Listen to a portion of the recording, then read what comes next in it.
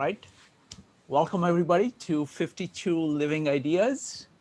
And this is the Comprehensivist Wednesday in collaboration with the Greater Philadelphia Thinking Society. And I'm delighted to have CJ, who's been such a great partner here to promote comprehensivism, presenting today. So take it away, CJ. Hi, welcome to Comprehensivist Wednesdays, a weekly series of events to foster the art of comprehensivity. That is, striving to understand it all and each other through learning that is extensive or broad and intensive or deep. Buckminster Fuller described it as macro-comprehensive and micro-incisive. Tonight's topic is the value of the ethnosphere. It's inspired by a Wade Davis video presentation to the Long Now Foundation entitled The Wayfinders: Why Ancient Wisdom Matters in the Modern World. It is essentially the same video I used to support two topics in July and August 2015 at the Thinking Society. It is different from the Wade Davis videos I used for events in 2016, 2017, and 2018 at the Thinking Society. Davis has a bunch of videos on his website, and all the ones I've seen are good. Don't worry if you didn't watch the video, I'll be summarizing it momentarily. The featured video is a condensation of 5 Macy lectures from 2009, which Wade Davis delivered on Canadian Public Radio. They were published into a book. I've got the book here. It's short, just 200 pages, compact. And that has the full story if you're interested.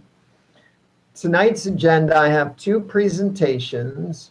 After each presentation, we're going to split into breakout rooms so that you can share and explore each other's thoughts. After the second breakout, we're going to come back and do a Q&A, takeaway, go around. We'll play it by ear. And then Shrikant and I will have some closing remarks. So let's begin. I'm going to be further condensing this video, which, as I said, was also a condensation of 5 video lectures, which was a condensation of Wade Davis's lifetime of research in anthropology. Wade Davis introduces the concept of the ethnosphere as the cultural analog of the biosphere. The biosphere is the zone of all biological life. So the ethnosphere is the zone of all cultural life. In the video, Davis reflects on his travels in the ethnosphere. From him, we learn some of the value of many ways of knowing, doing, and being of peoples all around the world. We learn that the Polynesians navigated nearly 1/5 of Earth's surface before the first crusade that was in the late 11th century. They navigated the widely separated Pacific islands of Hawaii, Rapa Nui, that's Easter Island, and Aotearoa, that's the Maori name for New Zealand. They navigated Earth's largest ocean well before radio, let alone GPS, without a marine chronometer, sextant, or a compass. Davis explains, and I'm quoting here, that Polynesian sailors can sense the presence of distant atolls of islands beyond the visible horizon simply by watching and studying the reverberation of waves across the hull of the vessel, knowing full well that every island group in the Pacific has its own unique refractive pattern that can be read with the same perspicacity with which a forensic scientist would read a fingerprint. What incredible know-how! And without the technologies our tradition depends on for navigation. We also learn from Davis the vital importance of sharing among the Penan, who were the last hunter-gatherers in Malaysia before they were forced to settle, so their rainforest could be ravaged for its timber. We learn how the Inuit creatively used the Arctic cold as a technology for life. We learn how Haitian voodoo acolytes convene with the dead in acts that defy pain. We learn from Davis that Tibetan Buddhism is the science of the mind, for, as he puts it, what is science but the empirical pursuit of the truth? What is Buddhism but 2,500 years of direct observation as to the nature of mind? We learn that the Amazon is not just a dark jungle whose biodiversity sits on top of poor soil, but the home to a once thriving civilization of many millions, whose descendants, the peoples of the Anaconda, know how to farm sustainably as they have cultivated terra preta, a dark, fertile soil. We learn about the work of ethnobotanists like Wade Davis himself, who have brought to our science knowledge of drugs and medicines that indigenous peoples have used for ages. Quinine to treat malaria, turbocuranin as an anesthetic.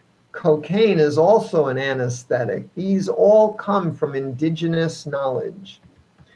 Davis explains that ayahuasca, the vine of the soul, quote, it is actually a combination of the leaves of a nondescript plant in the coffee family, chock full of tryptamines, and the bark of a nondescript woody liana filled with beta-carbolines, harmine and harmaline, which turn out to be the MAO inhibitors of the precise sort necessary to potentiate the tryptamines. Davis asks, how in a flora of 80,000 species of vascular plants did the indigenous peoples learn to combine these two morphologically distinct denizens of the rainforest in this powerful synergistic way? Given the astronomical number of possible combinations, I calculate it's more than 3 billion. It is not possible to have been luck or trial and error discovery. Not only did we harvest potatoes, tomatoes, and maize from indigenous knowledge, but many, if not most, of our drugs have been acquired from indigenous knowledge, co-opted by science with the plagiarism. We derived it from extracts of the rainforest. Given that our science still cannot explain many of these evidently superior ways of knowing, it seems arrogant, imperial, and colonial to assume that somehow our progress is greater than theirs. In fact, as Davis observes, each of Earth's people has had between 2,500 and 3,500 generations since the great diaspora from Africa some 50 to 70,000 years ago. All of Earth's peoples have had the same number of generations to form their cultures. We are all equally advanced. Davis emphasizes with this powerful quote, the other peoples of the world are not failed attempts at being us. They are unique answers to this fundamental question. What does it mean to be human and alive? The British knew about the Aborigines when they started settling Australia in 1788. Since they could not see indigenous dwellings in the bush, they arrogantly and imperially assumed terra nullius, nobody's land, which by European colonial ethics could be seized without cause. To survive in the bush, the indigenous Australians did not need the kind of structures Europeans recognized as worthy of land rights. Pray tell, what kind of arrogance is it to fail to realize that knowing how to survive naked in the Australian bush without any provisions is more useful, more resilient, and less expensive than requiring multiple supply lines to survive in an unfamiliar place half a world from home? We learn from Wade Davis, a language by definition is a flash of the human spirit. It's a vehicle through which the soul of each particular culture comes into the material realm. Each language is an old growth forest of the mind, a watershed of thought, an ecosystem of social, spiritual, political possibilities. Each language is a way of knowing and being in the world, but Davis warns us that many languages are no longer taught to children and will likely vanish along with the unique insights they provided into the possibilities of being human. Our cultural heritage is always fragile and tenuous. We learn from Davis about sacred geography, where the potency of one's beliefs affects one's relationship with place, with geography. So cultures that see the earth as alive with mutual spiritual obligations between people and the sacred beings of mountains, forests, and streams engender a profound reverence for geography, where our moral system sees only profitable ore, board feet of timber, and bottled water. This is the front line of the great ongoing colonial battle between the freedom of the corporate person to do whatever is legal versus the freedom of a people to live their sacred lives on their own terms. What is the integrated meaning of these and the other stories Wade Davis shares in the video? Davis puts it this way: it's culture that allows us to make sense out of sensation, to find order and meaning in the universe. In other words, it's not science, but culture that defines the heart of human knowing, doing, and being. Davis emphasizes this realization in his definition of the ethnosphere. He defines the ethnosphere as the sum total of all thoughts and dreams, ideas and myths, intuitions and inspirations brought into being by the human imagination since the dawn of consciousness. So it's time for breakout number 1, our first breakout. In the breakout, I want you to share with each other your thoughts about whether there is value in other ways of knowing, doing, and being.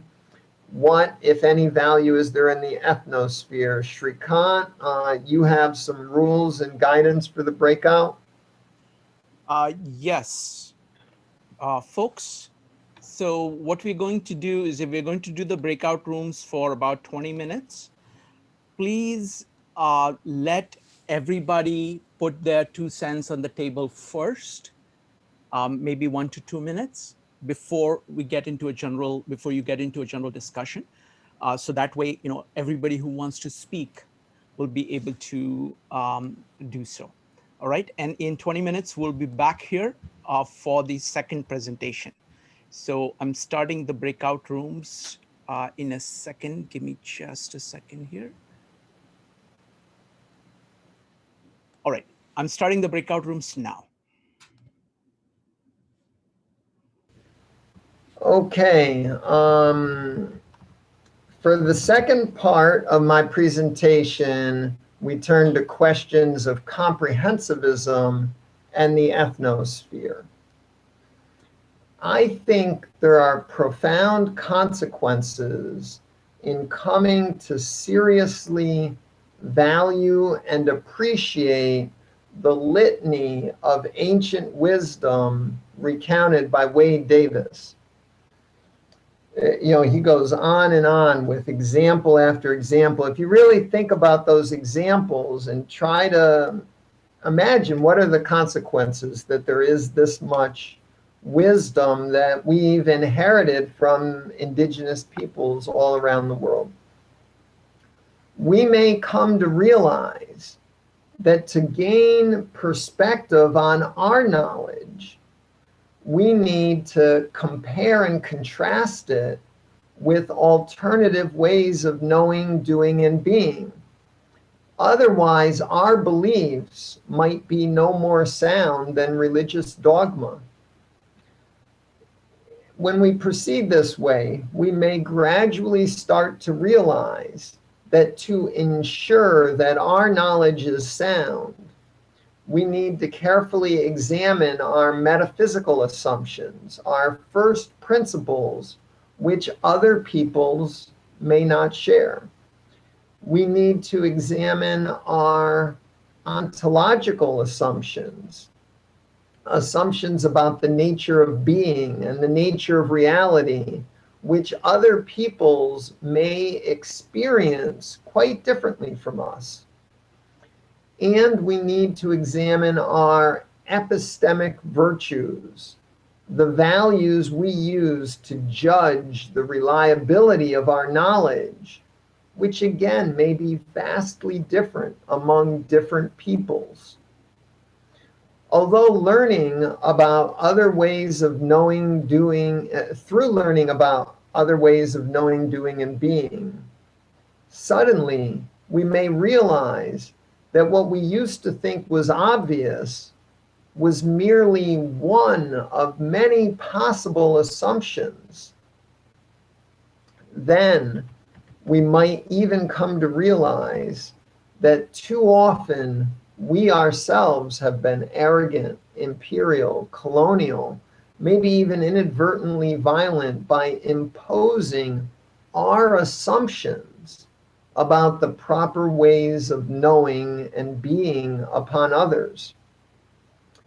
For the comprehensivist, striving to understand our world and its peoples, we may gradually realize that the ethnosphere, with its comprehensive inventory of possibilities, provides a vital resource for any effort to comprehensively understand all and put everything together, as Buckminster Fuller put it.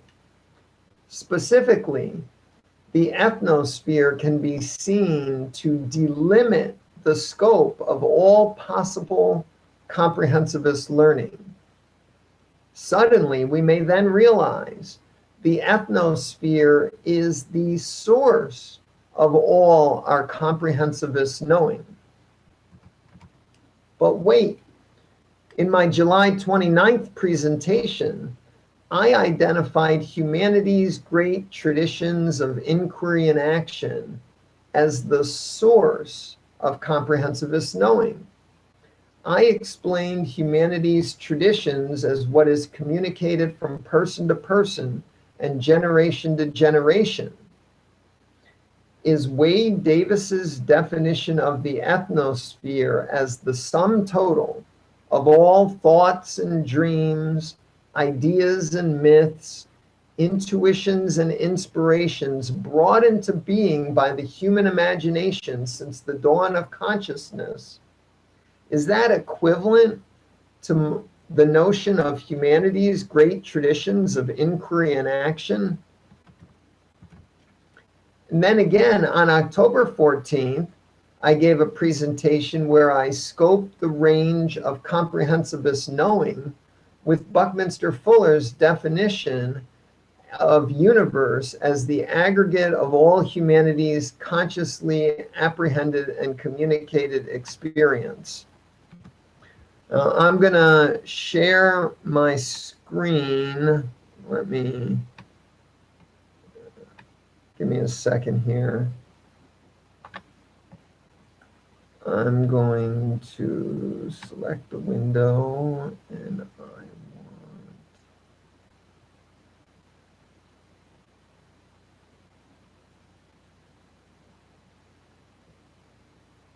Why is it not seeing my window?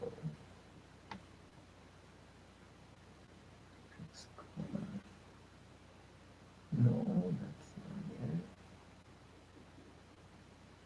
It's not seeing my image. Do you have screen sharing or is that with Sharonks? Maybe you don't have screen sharing capability. No, I've got a button for screen sharing. It should work. Just click on screen sharing. Yeah, and Firefox is popping up a list of choices. X clock bash. I don't want to share the entire screen. That would create a infinite loop. Okay. Window or screen to share. You share let me try again. It won't create a loop. You can do the whole screen if you want. Well, my image isn't a full screen. Okay. CJ, if it's not working, you can describe it if that's okay. Yeah. So another thing I can do. Okay. I've got a URL. Maybe if I share it as a URL instead of trying to use my image program.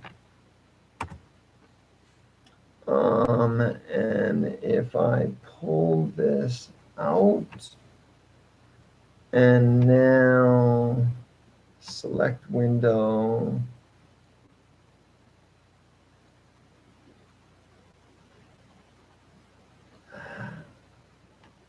Maybe it's Firefox. What did I use last time? Last time, was it a PDF? It worked last time. Yes. So I think we can go without the image. What do you think? Yeah, we might have to because it's not.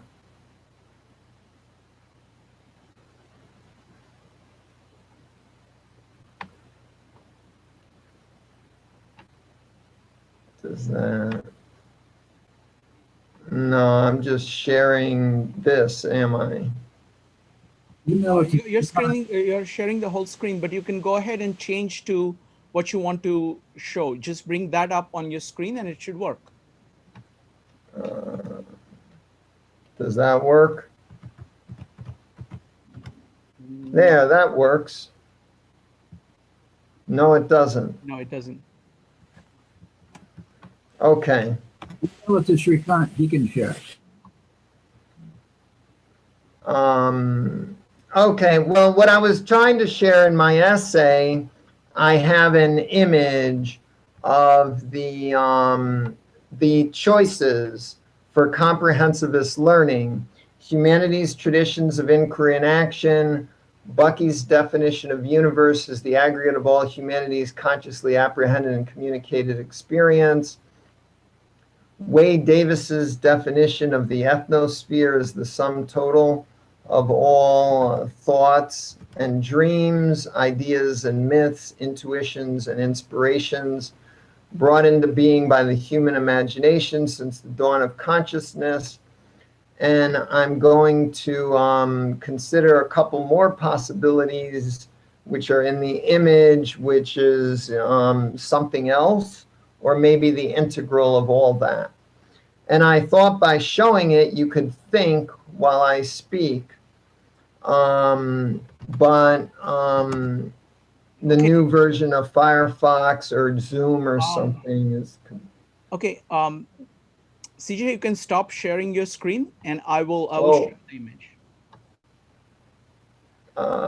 am I sharing? No, you've stopped. Give me just a second. Good.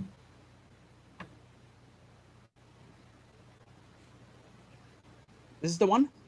Yeah, that's it. Okay.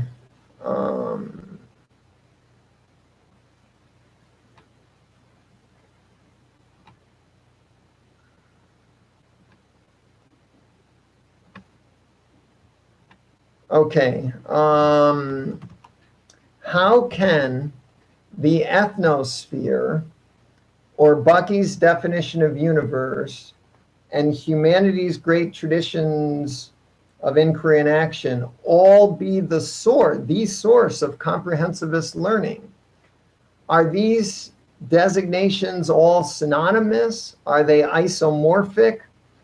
Are these three seemingly different descriptions of the scope of our knowing, are they equivalent? Are there differences among these? How are we to characterize the sources for comprehensivist learning? As aspiring comprehensivists, we need to know where we might look for our data, where we might look for our evidence, for our ideas. We need to know the kinds of working objects used in comprehensivist inquiry and action. We need to know the tools available for building our nascent tradition. There is no established tradition of comprehensivism to consult.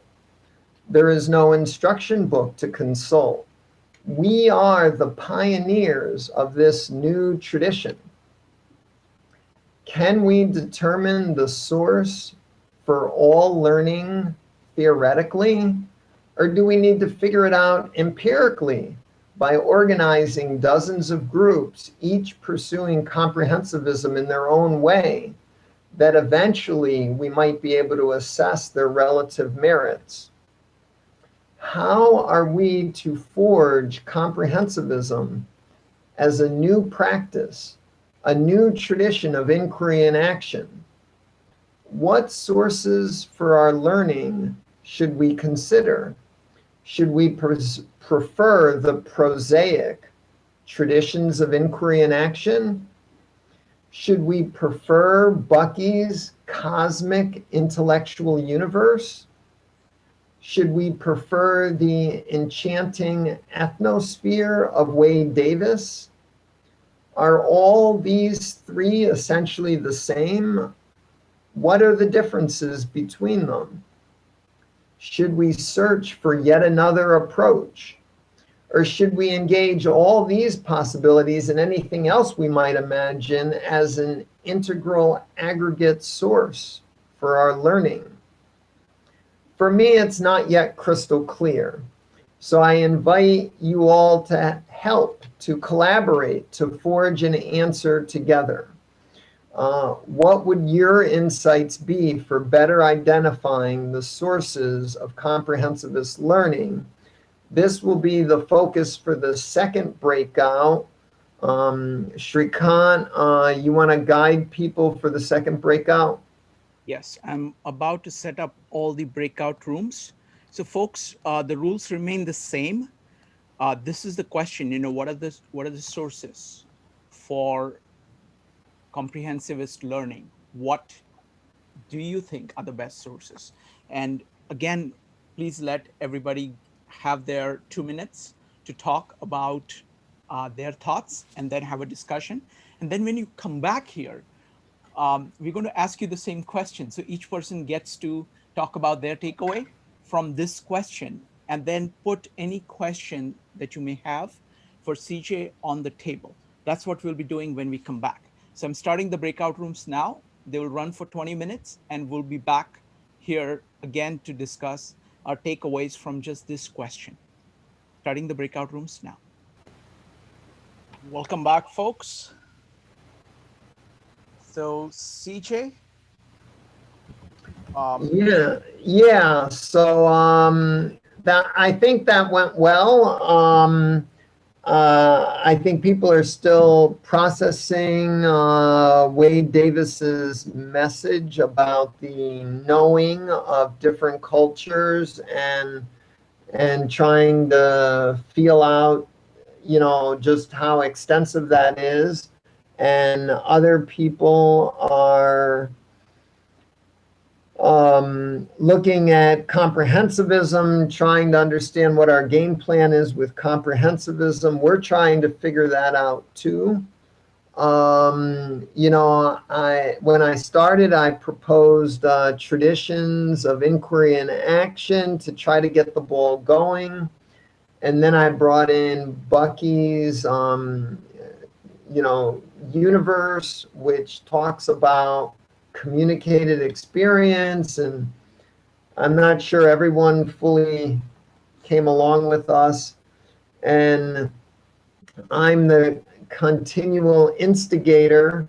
I pushed some of you maybe further than you were ready to go, and others are excited by Wade Davis's presentation and these ideas.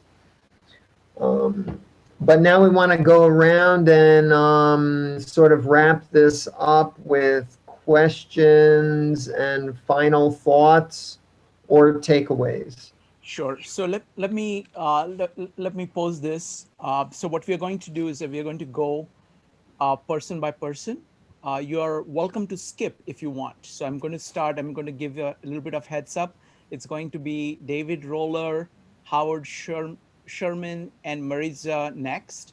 So what we're going to do is, so the question that CJ has posed and answered in 3 different ways is, what source do you think we should explore for comprehensivist learning?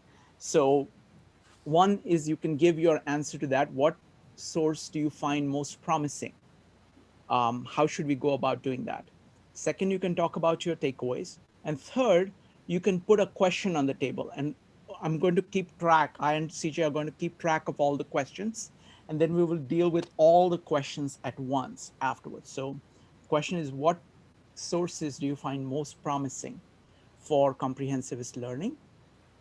Any takeaways you want to offer, and any questions you would like to put on the table. Okay, so those are the 3 things. You can pick either 1, 2, or 3 of them. So it's all up to you. So we'll start with David Roller, Howard Sherman, and Marisa. David, go ahead. So I think with respect to the question of source, I think you can't limit yourself, and you need to follow as you develop and as you increase your knowledge in an area. You need to follow the threads, if you will, of sources, potential sources, and potentially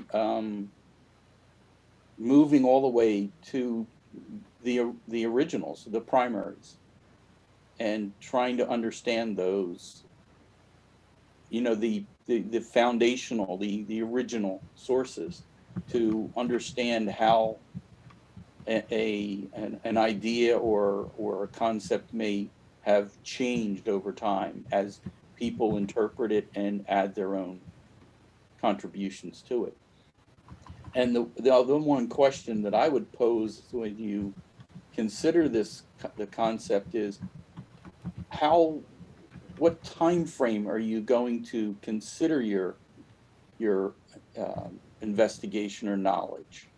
Is it over a relatively limited time frame, or are you looking at it over a much more expansive and broad time frame, more encompassing, multi-generational, or do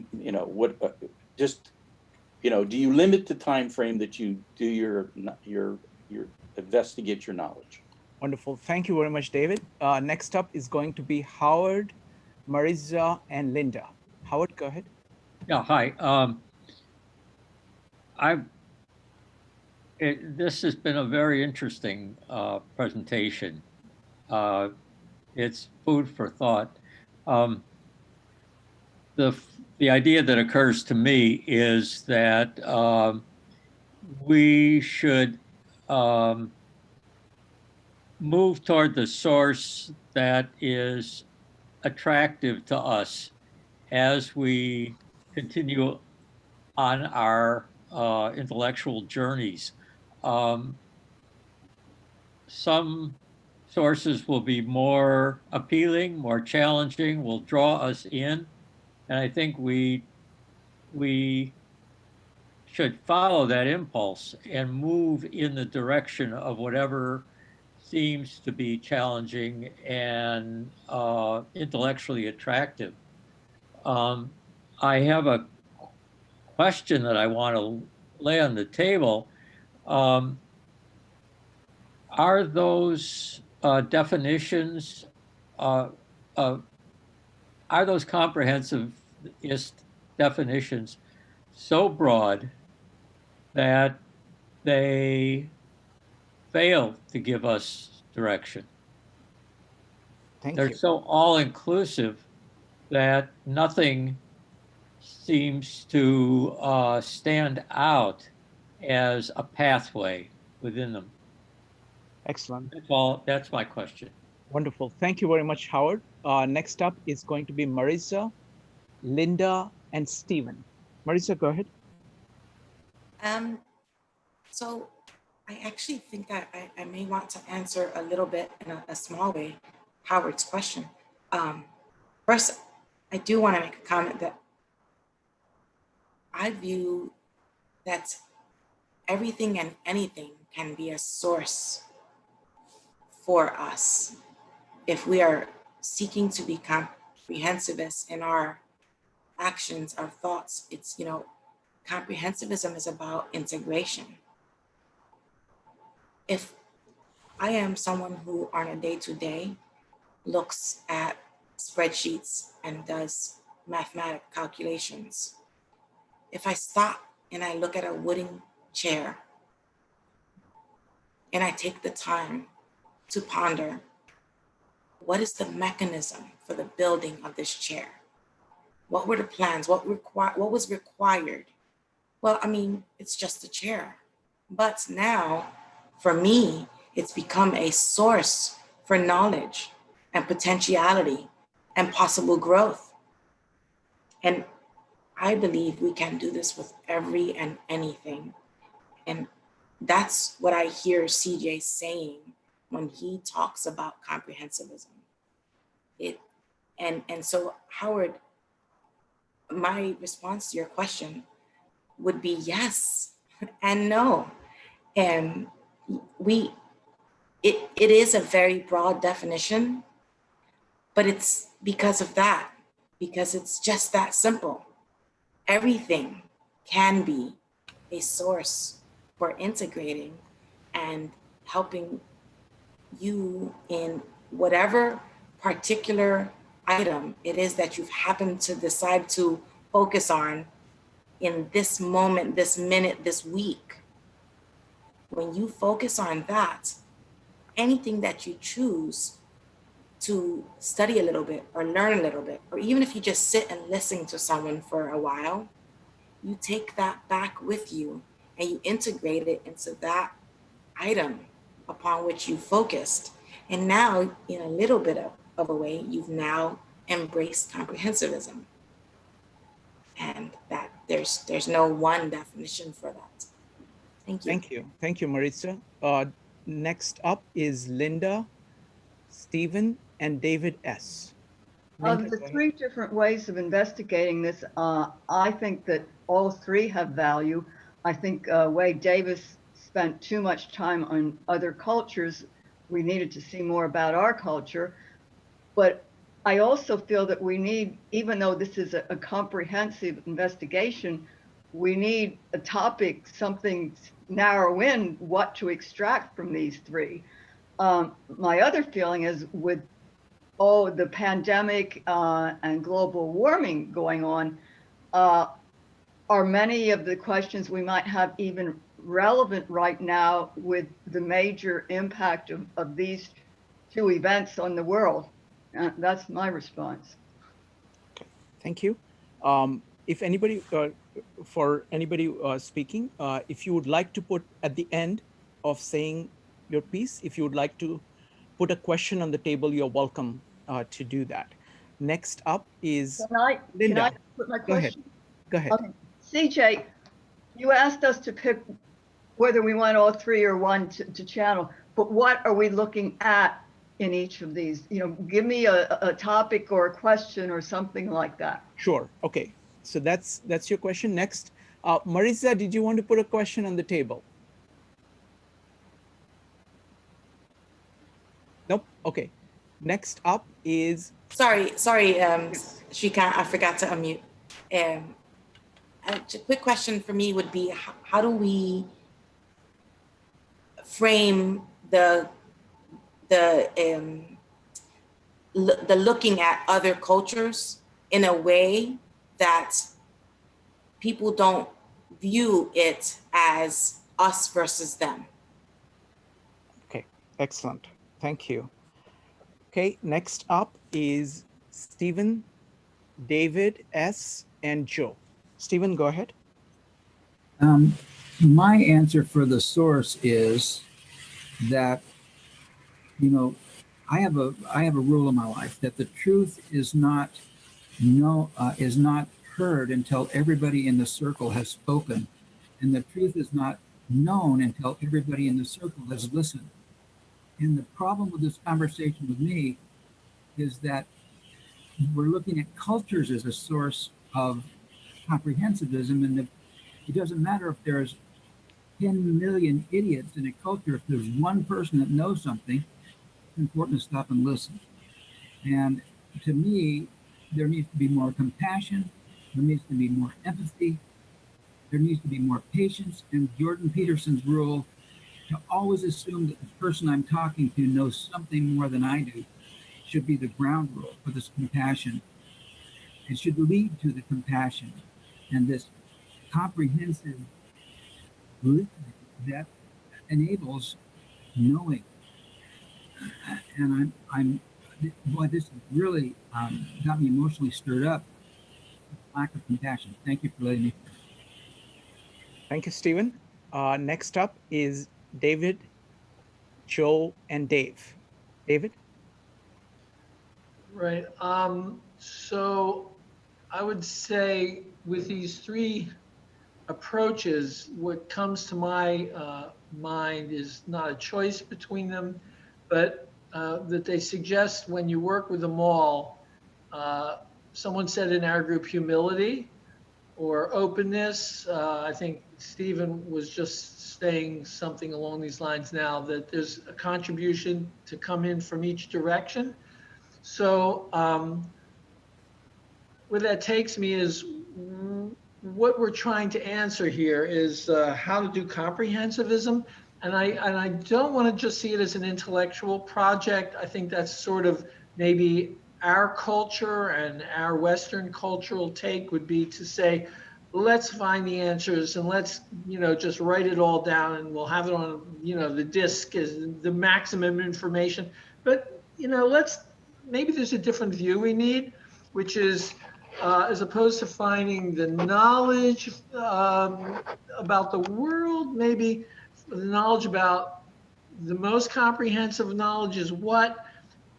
Knowing how to direct ourselves, is that what it is? Knowing how our values should feel, how we form values. Is it working on values? Is it, a non-intellectual sort of approach? Is how do we integrate that into this so that it doesn't become dominated by the intellectual endeavor that is possible here? So so the questions in that direction are, what are the new ways to see that we can learn? What are the new ways to narrate? CJ talks about narration, or to understand, of course, or new ways to act, and new ways to be together, new ways to be doing things, new ways to exist. So how do we do that kind of an inquiry? That's my question. How do we find the goal that we should be working on if we're a group, or is it just how do we find goals and get to work on them? It's an action as opposed to just thinking. Wonderful. These are amazing. Everybody's putting forth all these amazing observations and questions. So thank you, folks. Thanks, David. Next up is Joe, Dave, and Sally. Joe, go ahead. Yes, thank you for presenting, Jay, again. I look at it as if I had to pick one, I am thinking, and only because I've read a little bit more about Buckminster Fuller, I would think that that provides a very practical framework as approaching to the problem. It provides a set of tools on how to select. He defines the universe and then provides a set of tools on how to select, how to solve a specific problem. So therefore, I think that that's the most practical of the frameworks that were laid out. I think that Wade Davis's ideas, and this would be my question, it's along the same lines that Maritza asked, is, does looking at it culturally lend itself to a certain degree of tribalism? And, so there's a certain lack of unity that you're going to have. And if that's the case, then you're not necessarily going to have a way of prescribing any kind of solution that's going to be universal. And so I think there's some conflict there. Whereas, I think that when you take a systems approach in Buckminster Fuller's approach, it at least provides a set of tools where you can really analyze a problem and come to a solution. And he's proven that with some of his designs and some of his structures that he's put together. So, and the third thing I would just say is that we really need to define what it means to help another culture. I think that that's a very important thing as well. I think that it's important not to be invasive in the sense that we don't damage their environment, or, and we talked about rivers, or, Wade Davis talked about the idea of rivers going dry, and that these rivers become seasonal at a certain point.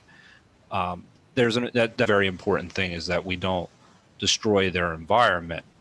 But any additional help, you're interjecting our values into a system, and values are very important in this analysis as well. So that's mine. My question is that does Wade Davis's approach lend itself to tribalism? And I think as far as if you're talking about a practical solution, as David was referring to, I think that it would definitely be he provides a set of tools, but it would be Buckminster Fuller. So thank you. Thank you. Thank you, Joe. Next up is Dave, Sally, and Hiro. Dave, go ahead. Thanks, Shrikant, and thanks for the presentation, CJ. It just occurred to me, we're talking about all knowledge, hopes, and dreams. It just appears to me that we have the internet now.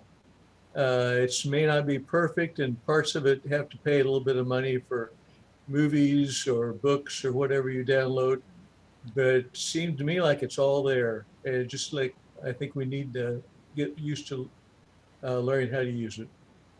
Okay. Good evening, everybody. Thank you, Dave. Next up is Sally, Hiro, and Dawn. Sally, go ahead. Hi, everyone. I think to answer the question about sources, I think for me, it's definitely 5, which would include 4.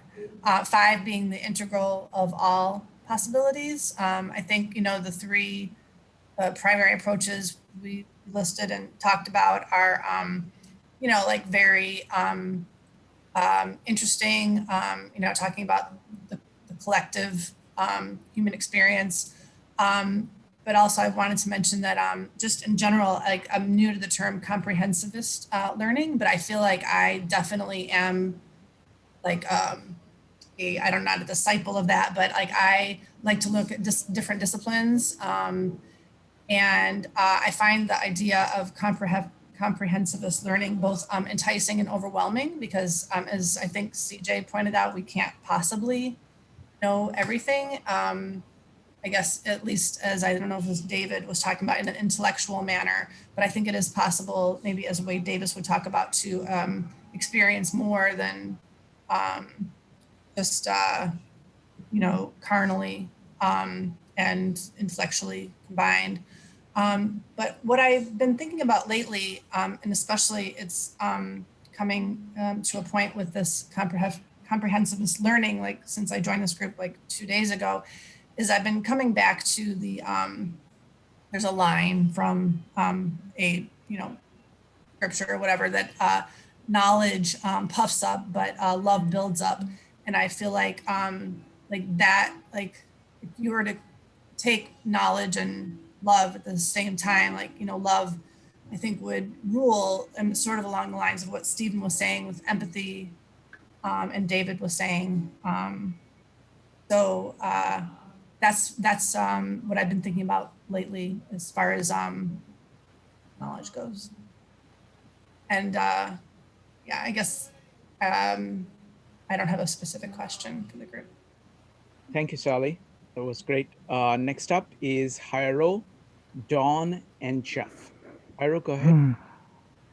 So the Amazon basin is, from what I get, from what little I watched, is pretty important. It gave us a lot of our drugs that the pharmaceuticals now use, and that they're proud to say that they come up with drugs through spending millions and on the lab that these indigenous people spent centuries in the jungle, just being one with the plants and animals, kind of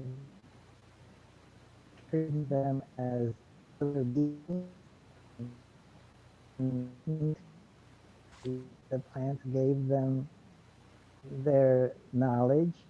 So if we want to make ultimate comprehensivism, we have to include those ways of knowing to get back to nature and to be more compassionate, and maybe with Buckminster Fuller's systems way of looking at it, maybe treat the Amazon basin, the cultures there as systems, and yeah, everything being connected, thinking in a Buddhist manner, the emptiness of all things, the emptiness of inherent existence of all things, and yeah, the wisdom of it all.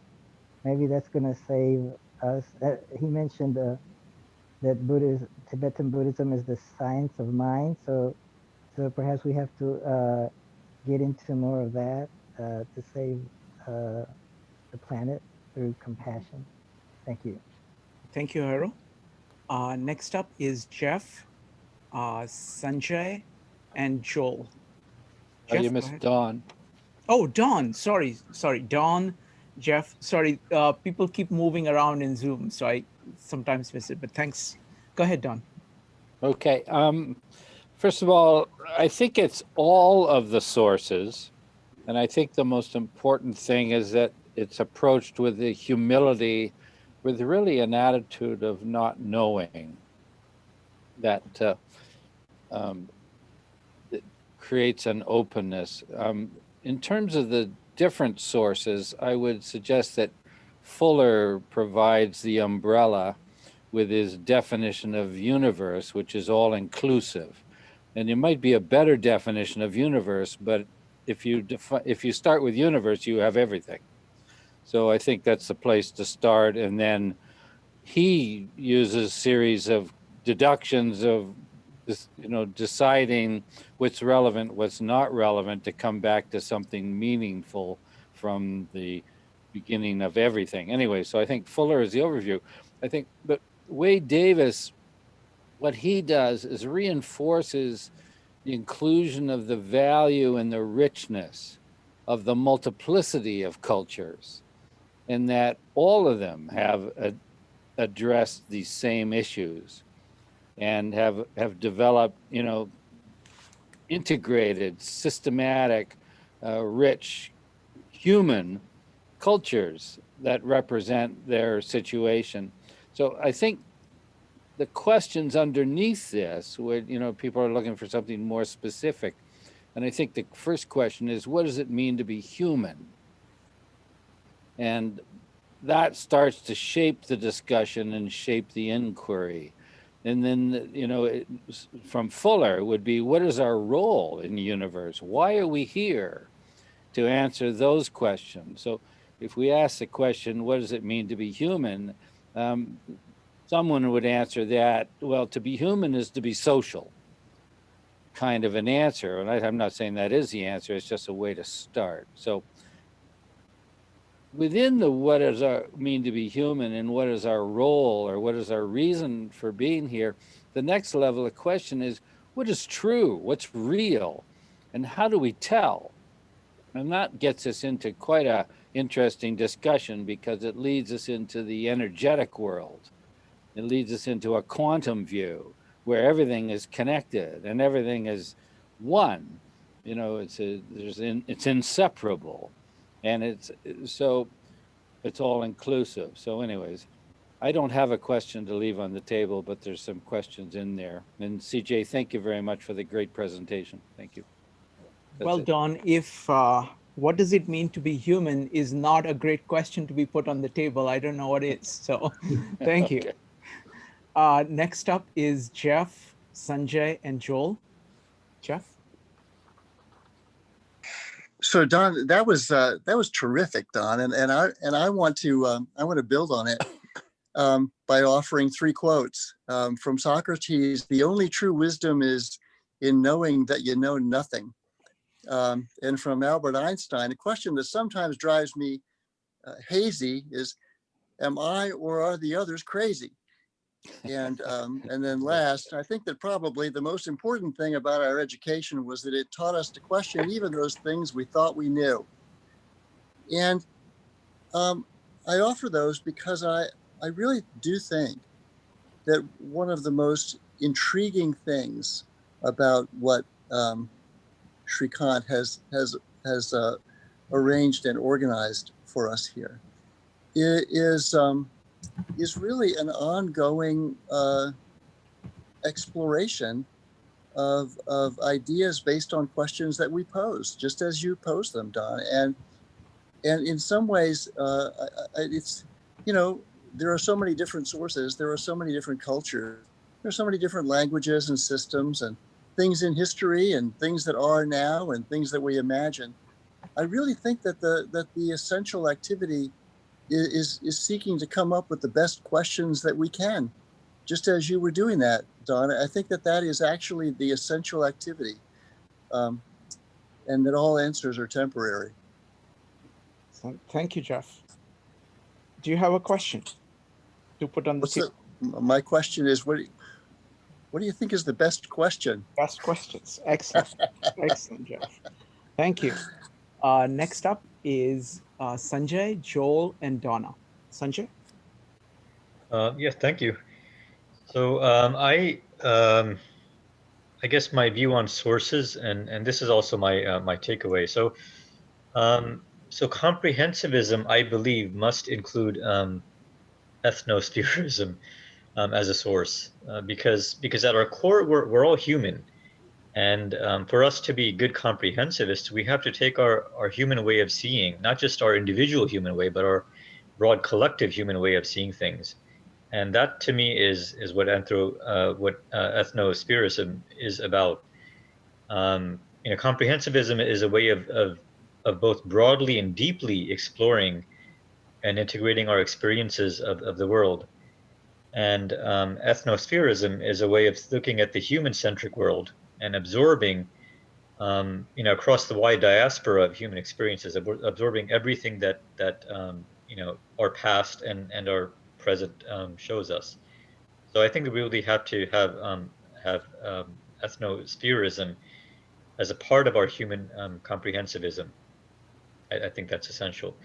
As a question, I actually thought of two, but I'll only talk about one. So this is a little tricky. I was trying to think of a simple way to explain this, but basically today, and several people in the breakout rooms talked about different aspects of this, and what I realize is that our modern culture, so to speak, modern culture teaches us to value things, and in a sense, I heard a lot of people trying to figure out the value of some of these either ancient cultures or these what they would term primitive cultures, and that can be problematic because for us to value culture or to value people, we're ranking them on a scale, and we're comparing them, and oftentimes it's not appropriate to do that. So why do we feel we need to value cultures? That's my question. Wonderful. Thank you, Sanjay.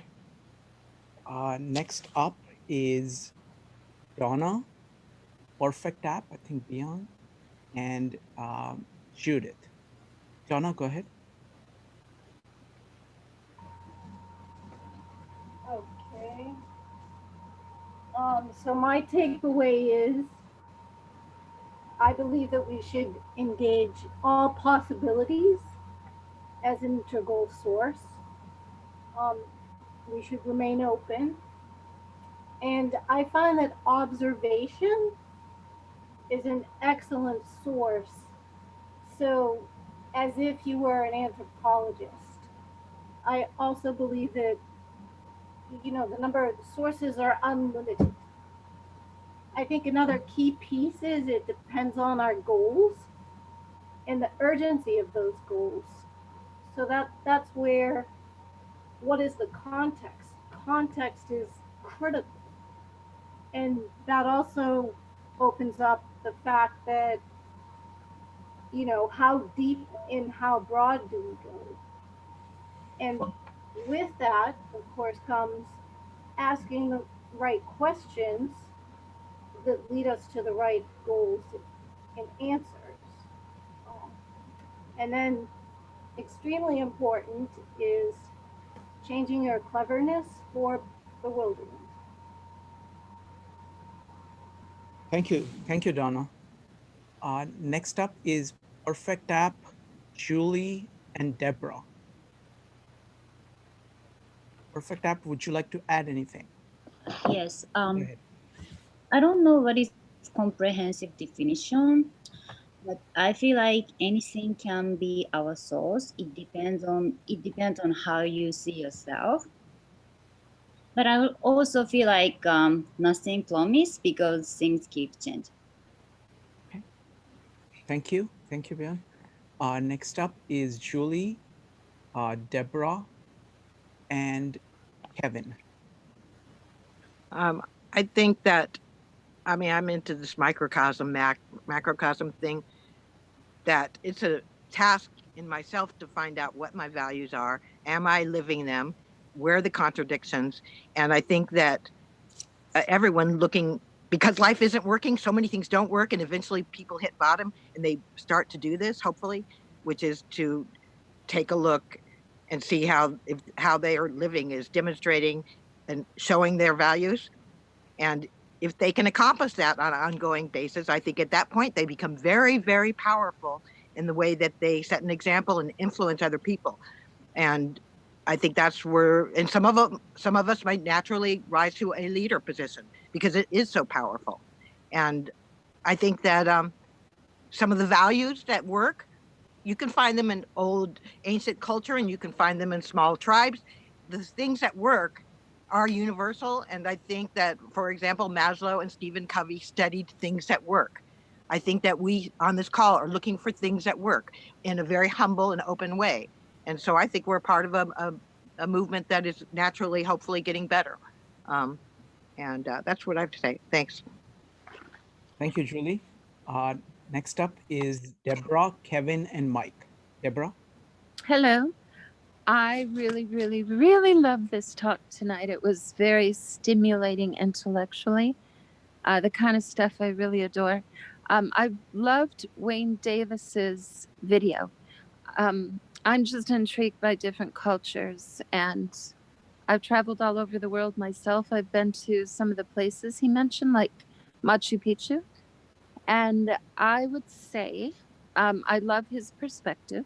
So my take is ancient cultures have a knowledge of the natural world that is deep and profound. And I would say that spirituality is an important aspect or part of this knowledge. And one thing that's interesting about spirituality and that kind of knowledge is it's hard to relay within the confines of language, because some of those things can't even be explained or communicated with words. And Western cultures haven't always valued this type of knowledge. I'm being polite there. and I agree with David and Dawn and Joe, so I'm kind of inspired by what they said. And so the natural and spiritual world, being more closely aligned with it and with nature and understanding it is the ultimate comprehensivist goal, in my opinion. Wonderful. Thank you, Deborah. Next up is Kevin, Mike, and Hugo. Kevin? Thank you, Shrek, and thank you, CJ presentation. For the question, I would say is all the number 5, the choice. I would say consider all options, because area it doesn't matter it's a small culture or small tribe. It's everything have unique value over there. It's back to let's say 200 years ago. If we consider global warming, possibly we could learn from it. So my question is, can we find one word in common to describe everyone in a human being we agree with in Earth? Can we? Thank you. Thank you. Thank you, Kevin. Next up is Mike, followed by Hugo. Mike?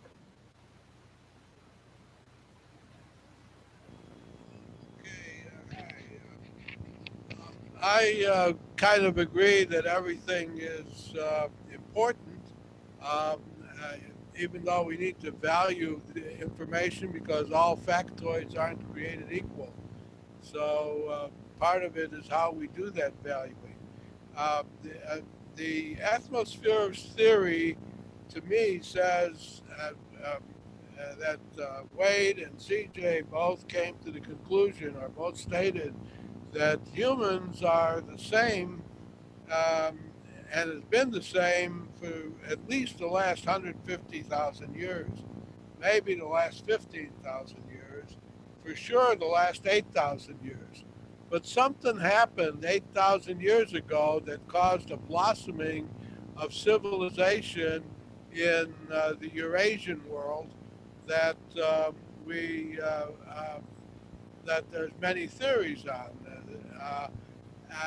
That maybe didn't happen in the Aboriginal world, but maybe it did happen in the Aboriginal world because there was a pretty advanced civilization in the Mayan culture in the Amazon and South American areas.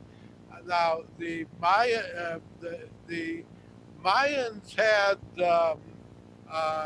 through their learning of astronomy, the learning and having a language, a written language, were able to blossom travel and trade in the world. There are pyramids and elaborate structures and terraced farmings and irrigation systems that were built by the Mayans.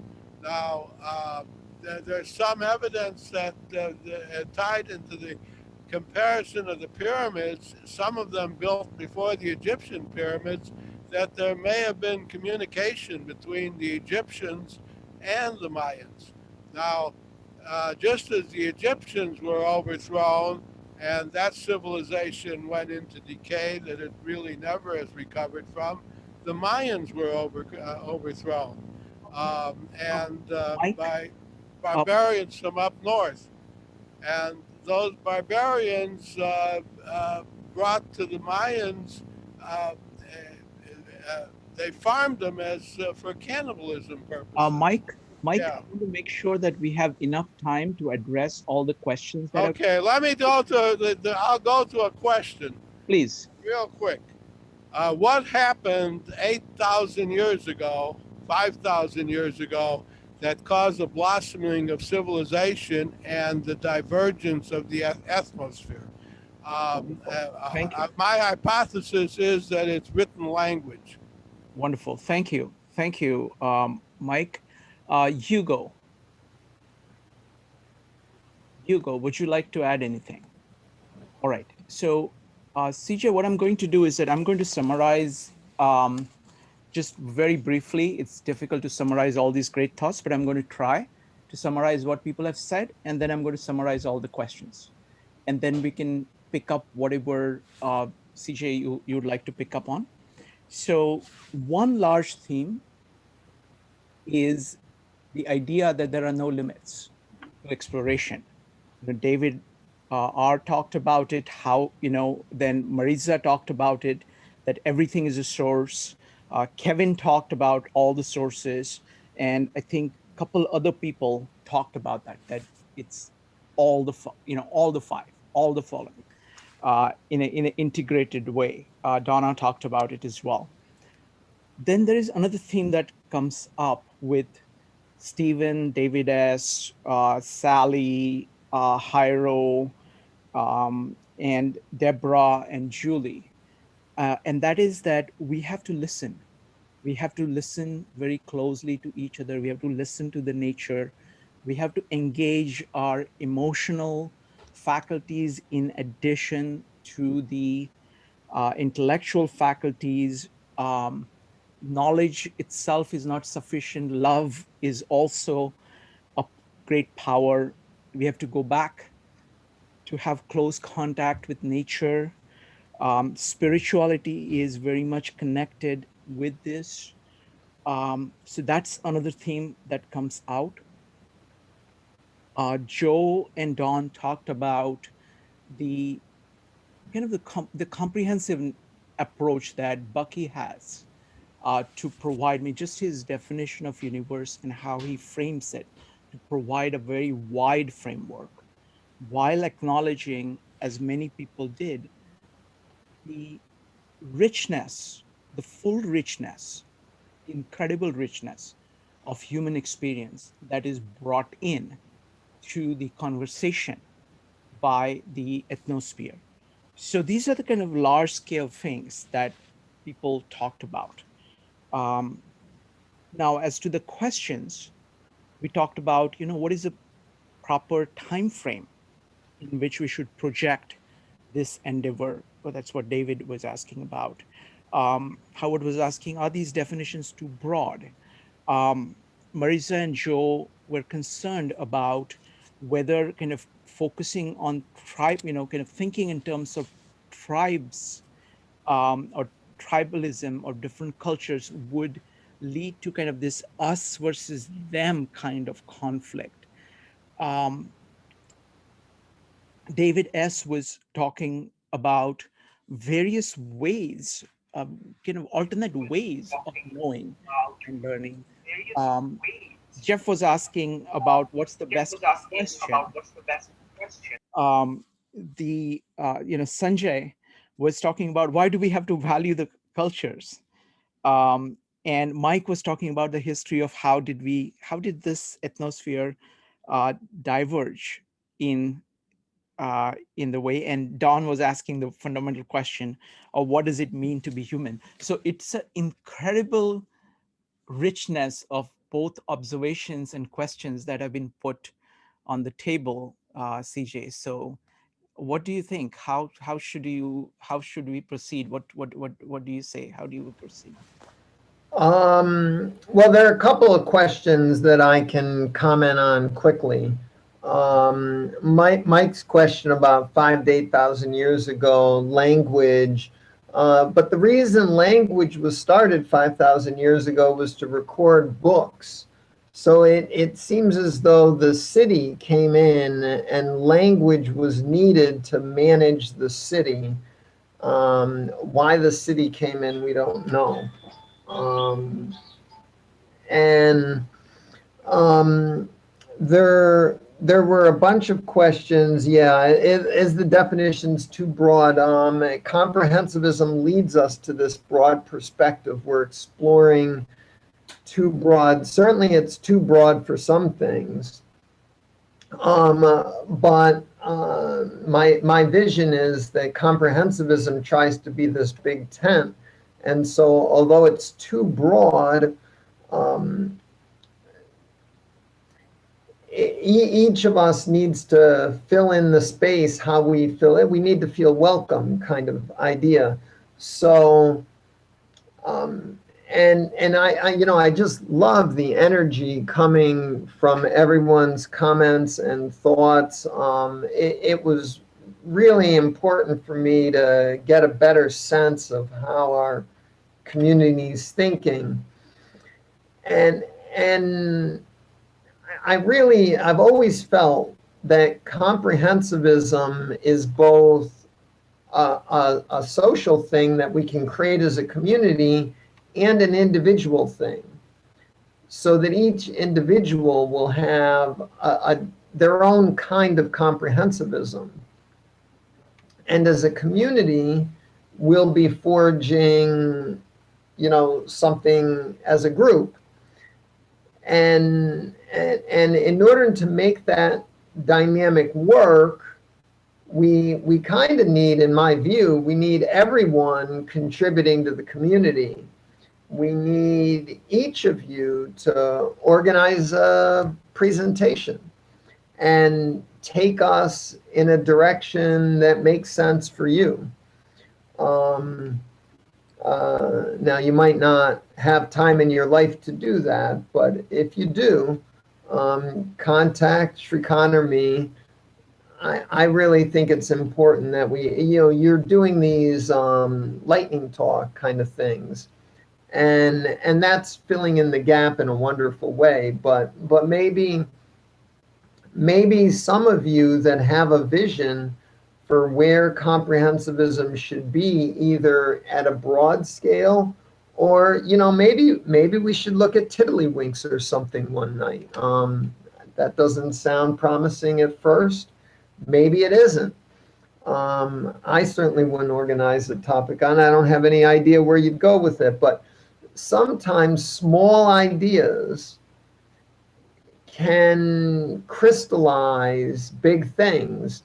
And so I would submit that that we should consider even smaller, not necessarily, Bucky, big scale kinds of things all the time.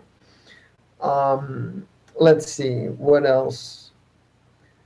Shrikant, do you have any? I've got some more, but to give me a chance to catch my breath, maybe you could. So first thing I would say is that, last time, firstly, this is an incredible community. Okay, this is an incredible community, and I'm completely blown away by the richness of the observations here. It's always been the case. Just amazing people show up. Last time we did lightning talks, we had 20 plus talks about all kinds of interesting topics. So I think this is a good format to get started. It's very important to get started. So the next one is going to be on December 9th. So folks, please come for that. You don't have to tell me what you're going to talk about. And I encourage you to talk about the deepest things that you can possibly talk about. And what I have found, and that is the primary reason I do the meetups, is that when you actually speak out your thoughts, you know them much better. Firstly, just the effort of trying to put it forth for another person, for yourself, you learn the organization of it, you improve the precision of it. And then these are some incredible people. You're going to get feedback. You're also letting other people know your thoughts. So it is going to deepen and enrich all your interaction in the breakout rooms. And I'm always looking to kind of come up with new series of meetups, things like that. So I invite you. My email address is 52livingideas@gmail.com. I'm going to put it there so you can write to me. But on December 9th, you can just come and talk. But for anything more than that, you can just write to me. Okay. CJ, back to you. Yeah,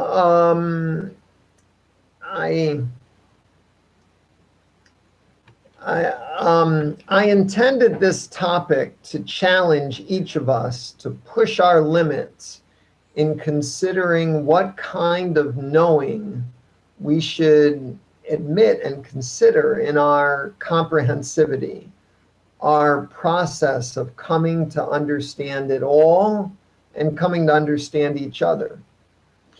My feeling is that unless we boldly consider ways of knowing that are strange and unfamiliar to us, we cannot claim the mantle of comprehensivity. Comprehensivity invites us, encourages us, maybe it even demands us that we push our sense of knowing to the limits, that we search for and maybe even identify the limits to knowing. But our conditioned reflexes ordinarily do not recognize and appreciate the knowing of other people's. We tend to privilege only our own most familiar ways of knowing, the ways of knowing that our culture has inculcated into us.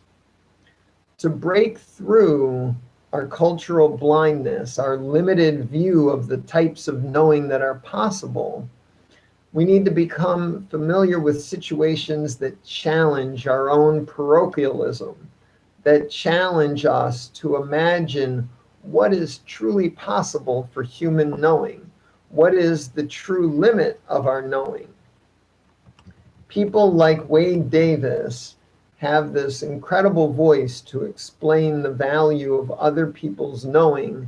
It surprises us, and we gradually come to realize that our epistemic virtues, the reasons we accept as understanding for reliable knowledge, may be too parochial, too ethnocentric, too prejudiced. Objectivity itself demands that we break free of these prejudices to ascend to a broader scope, the scope of the comprehensivist. This comprehensivist viewpoint compels us to consider the whole ethnosphere as a valuable source for our knowing, even if it may be jarring to some of us at first to consider that. To understand how this broad purview for comprehensivist learning can integrate with science, I would invite you to prepare for and attend the December 16th event, which will examine a vitally important but very short 6-page paper from 1890. In one of the breakouts, Deborah was talking about primary sources. We're going to look at a primary source. It's from one of the greatest but largely unsung scientists, T.C. Chamberlain. Have you never heard of him before? Probably not. If so, that's a travesty, and we're going to remedy that on December 16th. I've already posted a draft description which gives a link to Chamberlain's seminal paper. It's just short, six-page treatise on scientific objectivity, but its penetrating thinking may surprise you, and it may help us get another angle on comprehensivity. I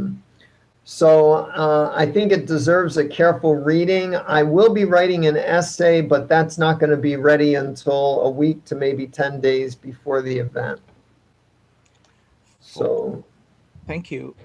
Thank you, CJ. So I want to tell you about the other things coming up, and I want to make one comment. Firstly, what is coming up? Joe is going to be presenting on the book Range. It's an amazing book about the power and the usefulness of a generalist approach as opposed to a specialist approach. And that's going to be 1 week from today on the 25th. On December 2nd, young gentleman, his name is Dustin Miller. He has interviewed about 60 or 70 comprehensivists of various kinds. And we are going to pick 12 of the most interesting ones that I find most interesting. And we're going to be talking about one idea that Dustin learned from each of them. So that's going to be on December 2nd. On December 9th is going to be your turn. So look forward to having you come and talk for 5 minutes, about 5 minutes, on anything that you're exploring. Try to be as ambitious as you can be, to get whatever it is that matters to you most on the table in front of everybody so we can have a conversation about it. And then on December 16th, as CJ said, he's going to be back. So it's amazing program, and we'll keep doing that. I also want to let you know that there is a series on alternate Sundays that Angela Cortellessa is leading on different aspects of polymathy. So don't miss that. The next one coming up is not next Sunday, but the Sunday after that, every alternate Sunday. You can see the schedule on 52 Living Ideas.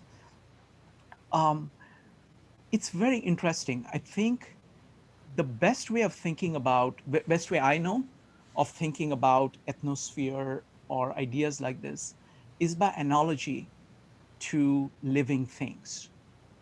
There is just so much richness in life, in just the biological, in the biosphere. There is so much variety. And I think to be comprehensivist, you have to appreciate, just like think of it in purely biological. If you're a good biologist, what do? You have to be a naturalist. You have to actually make observations about each individual life form and each species and how it works, and relentlessly make observations about what is common to them. What are the lines? What are the themes? What are the things that connect them? Things that bring them together, things that are common to them. So you're moving continuously between zooming in at exploring the richness of the detail and then stepping back and seeing what patterns remain. It's not that all of the branches are going to be successful and the success is going to be equal, but there are patterns that are to be found. And it's necessary to be open to all of life in order to see those patterns. So I think comprehensivist approach to me is kind of being able to go back and forth, zooming in and out at will on every aspect of life that you can. So that's my take on it. So CJ, this was a wonderful presentation as always. And folks, thank you so much.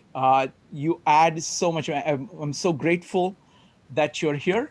And I think we have built an amazing community faster than what I had hoped. So look forward to seeing you back very soon. CJ, any last thoughts? Yeah, I think that's good enough. I will second the feedback. Everyone's perspective so important to me as I think about constructing the ongoing series. For my contributions, I really valued finding, where it's hitting, where it's missing. It was wonderful to get all those ideas. I've got good notes, and I just cut and paste the chat so that I have those comments too. All right, so I look forward to seeing you for the presentation next Wednesday by Joe. And again, I'm especially grateful to Joe because he's the one who connected me with CJ. He said, you need to talk to this guy. And it worked out really well. So thank you very much, Joe. And see you guys all next Wednesday, if not tomorrow. We do this every day. Bye.